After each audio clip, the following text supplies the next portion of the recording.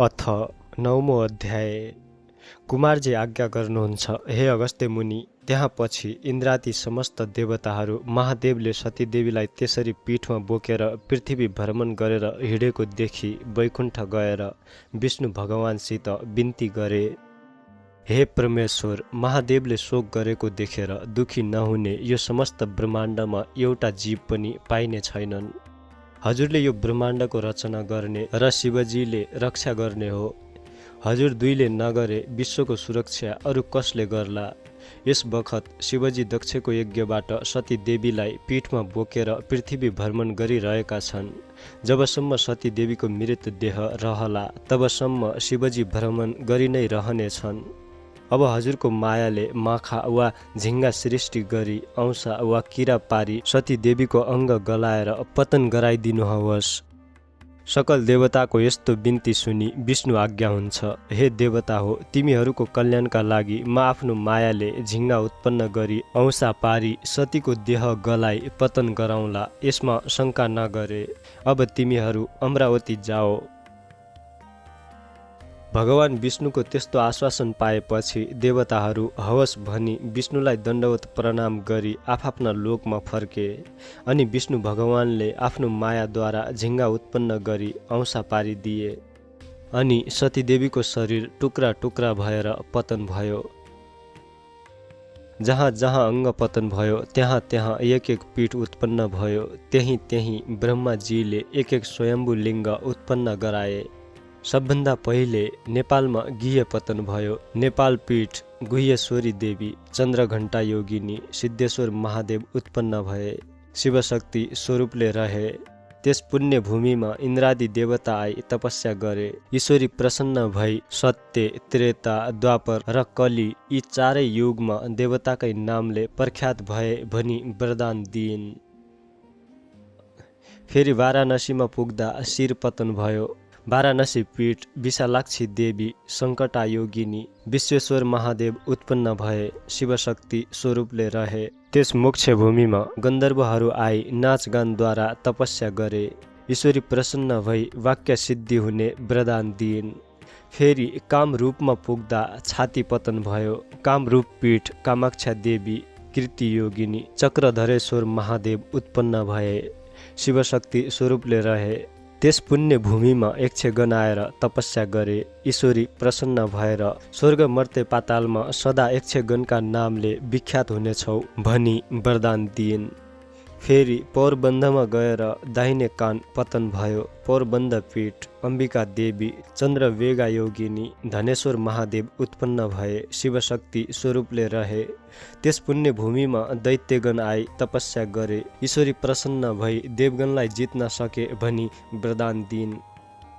फेरि कश्मीरमा गई जिब्रो पतन भयो। कश्मीर पीठ शारदा देवी, घोरघण्टा योगिनी, शरमधारेश्वर महादेव उत्पन्न भए, शिवशक्ति स्वरूपले रहे। त्यस पुण्य भूमिमा किन्नरगण आएर तपस्या गरे। ईश्वरी प्रसन्न भएर इच्छा सिद्धि होस् भनी वरदान दिइन्। फेरि कन्नौजमा पुगी अङ्गको छाला पतन भयो। कान्यकुब्जा पीठ सफला देवी, झङ्केश्वरी योगिनी र दुग्धेश्वर महादेव उत्पन्न भए, शिवशक्ति स्वरूपले रहे। त्यस सिद्ध भूमिमा रावण आई तपस्या गर्यो। ईश्वरी प्रसन्न भई देवलोक जित्न सकेस् भनी वरदान दिइन्। फेरि पूर्णगिरीमा गई बायाँ कान पतन भयो। पूर्णगिरी पीठ पूर्णदेवी, कपालकुण्डला योगिनी र चन्द्रेश्वर महादेव उत्पन्न भए, शिवशक्ति स्वरूपले रहे। त्यस मोक्ष भूमिमा गन्धर्वहरू आएर नाचगान गरी तपस्या गरे। ईश्वरी प्रसन्न भई इन्द्रका सभामा नाचगानमा कहिल्यै नाचुके भनी वरदान दिइन्।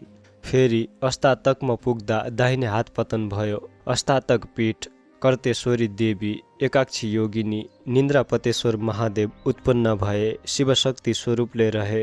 त्यस पुण्य भूमिमा राधिका गण आएर तपस्या गरे। ईश्वरी प्रसन्न भई तिमीहरूको सदैव कृष्ण दाइन रहन् भनी वरदान दिइन्। फेरि चामुण्डाचलमा गई बाहु पतन भयो। चामुण्डाचल पीठ पुकम्बी योगिनी, चामुण्डा देवी र इच्छा बिरुकेश्वर महादेव, शिवशक्ति स्वरूपले रहे। त्यस सिद्ध भूमिमा नारद मुनि आएर तपस्या गरे। ईश्वरी प्रसन्न भई तिम्रो वाक्य सिद्धि होस् भनी वरदान दिइन्। फेरि एकावीरमा पुग्दा बायाँ हात पतन भयो। एकावीर पीठ सिद्धेश्वरी देवी सिद्ध योगिनी दुग्धेश्वर महादेव उत्पन्न भए, शिवशक्ति स्वरूपले रहे। त्यस पुण्य भूमिमा कर्णवीर आदि शमशान आएर तपस्या गरे। ईश्वरी प्रसन्न भई सम्पूर्ण मृतकको दाह गर्न सके भनी वरदान दिइन्। फेरि कामरोष्ठमा पुग्दा घाँटी पतन भयो। कामरोष्ठ पीठ कामिनी देवी महाकालेश्वर महादेव उत्पन्न भए, शिवशक्ति स्वरूपले रहे। त्यस सिद्ध भूमिमा लक्ष्मी आएर तपस्या गरिन्। ईश्वरी प्रसन्न भई सृष्टि स्थान हुन सके भनी वरदान दिइन्। फेरि त्रिश्वेतमा पुगेर मलद्वार पतन भयो। त्रिश्वेत पीठ महाकालेश्वरी देवी विकट दन्ता योगिनी त्रिपुरेश्वर महादेव उत्पन्न भए, शिवशक्ति स्वरूपले रहे। त्यस मोक्ष भूमिमा यमराज आएर नाना उपचारले पूजा सहित तपस्या गरे। ईश्वरी प्रसन्न भई ब्रह्माजीको सृष्टि संहार गर्न सके भनी वरदान दिइन्।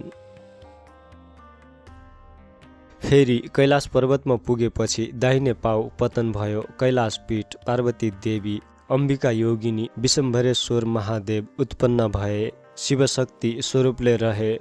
त्यस मोक्ष भूमिमा ब्रह्मा आएर अनेक स्तुति सहित तपस्या गरे। ईश्वरी प्रसन्न भएर वरदान माग भनिन् र ब्रह्माले तिनै लोकका सृष्टिकर्ता हुन पाऊँ भनी वरदान मागे। ईश्वरी प्रसन्न भई तथास्तु भनी वरदान दिइन्।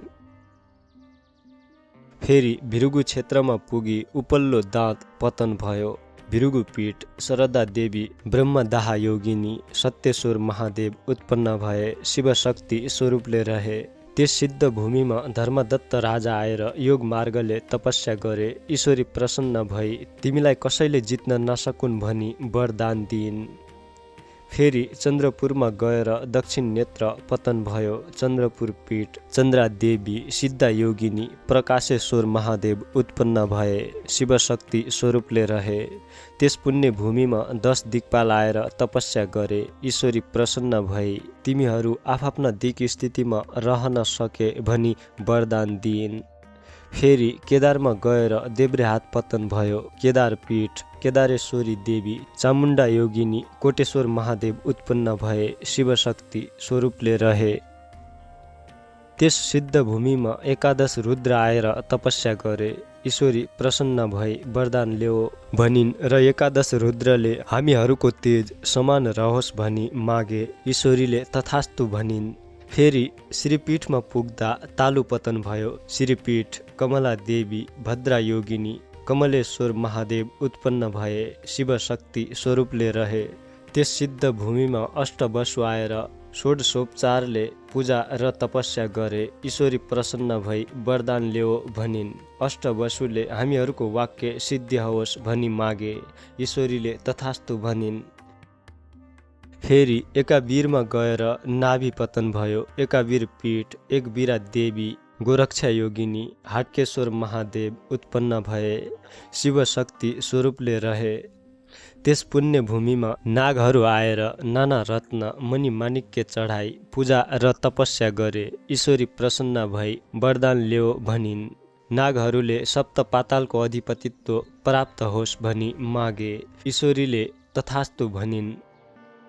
फेरि जालन्धरमा पुगेर तल्लो ओठ पतन भयो। जालन्धर पीठ जाल्पा देवी ज्वालामुखी योगिनी पिशाचेश्वर महादेव उत्पन्न भए, शिवशक्ति स्वरूपले रहे। त्यस सिद्ध भूमिमा कामधेनु गाई आएर नित्य दूध अर्पण गरी तपस्या गरिन्। ईश्वरी प्रसन्न भई वरदान ल्याऊ भनिन्। कामधेनुले मेरो दूध दही घिउ मलमूत्र सधैँ पवित्र मानियोस् भनी मागिन्। ईश्वरीले तथास्तु भनिन्।